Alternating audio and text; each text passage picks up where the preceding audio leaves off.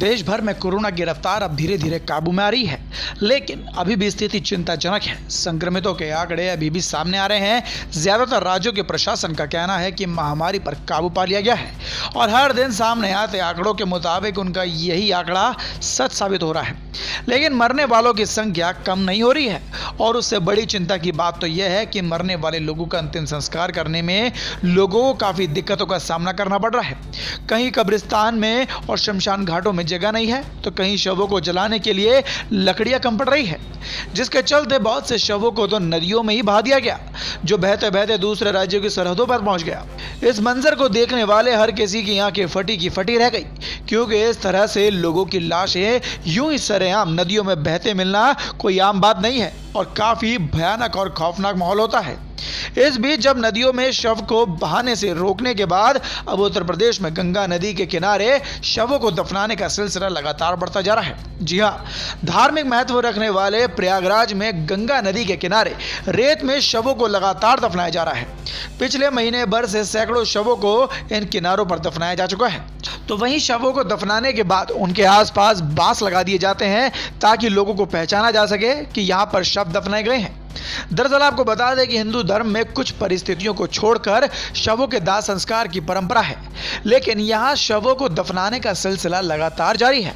वहीं प्रशासन का दावा है कि यहाँ शवों को दफनाना पुराने रीति रिवाजों के तहत किया जा रहा है, लेकिन कोरोना की दूसरी लहर के बीच यहाँ शवों के दफनाने की संख्या लगातार बढ़ रही है, जिससे कई सवाल भी खड़े होते हैं। इन शवों के आसपास कपड़ों के अलावा कुछ दवाइयां भी पड़ी हुई हैं, जो इस बात की ओर इशारा कर रही हैं कि इनकी मौत का कारण कहीं ना कहीं कोरोना संक्रमण ही है।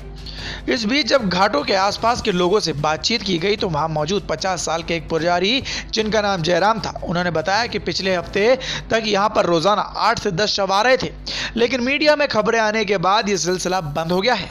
शवों को गंगा किनारे दफनाने को लेकर प्रशासन भी सख्त हो गया है। उन्होंने बताया कि रेत के नीचे शवों को दफनाना एक पुरानी प्रथा रही है, लेकिन पिछले दिनों से शवों की संख्या में बढ़ोतरी होना निश्चित रूप से महामारी का संकेत है। वहीं यहाँ रहने वाला 55 साल का शंकर प्रसाद बताते हैं कि उन्होंने कभी भी यहाँ इतनी संख्या में शवों को आते नहीं देखा। वो कहते हैं कि प्रशासन के संज्ञान लेने के बाद शवों की संख्या में कमी आई है, लेकिन इससे पहले कभी भी यहाँ इतनी ज्यादा तादाद में शवों को दफनाया नहीं गया है। दूसरी ओर प्रशासन इसे पुराना रिवाज बताने पर अड़ा हुआ है। वहीं मामले की जानकारी देते हुए प्रयागराज के आईजी केपी सिंह ने बताया कि यहां पर जिन लोगों की कोरोना से मौत हो रही है उनका अंतिम संस्कार प्रयागराज के फाफामऊ घाट पर किया जा रहा है।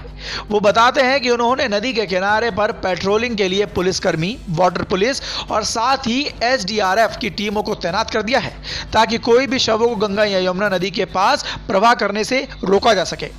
उन्होंने यह भी बताया कि टीमों को चटनाग, फाफामऊ और श्रृंगेरपुर घाट पर 24 घंटे गश्त कर रही है और कड़ी निगरानी रखे हुए है। उन्होंने यह भी बताया कि जिन शवों को दफनाया गया है उन्हें डिकम्पोज करने के लिए और प्रशासन पूरी तरह से दूसरे विकल्पों पर विचार कर रहा है। तो देखा आपने किस तरह से पूरे देश में त्राहिमाम मचा हुआ है। जहां इंसान अपने आप को पृथ्वी का राजा समझता है, वहीं उसके खुद के अंतिम संस्कार के बाद प्रकृति भी उसे धुतकार रही है। ना तो शवों को दफनाने के लिए अब जमीन बची है और ना ही जलाने के लिए जगह और लकड़ियां।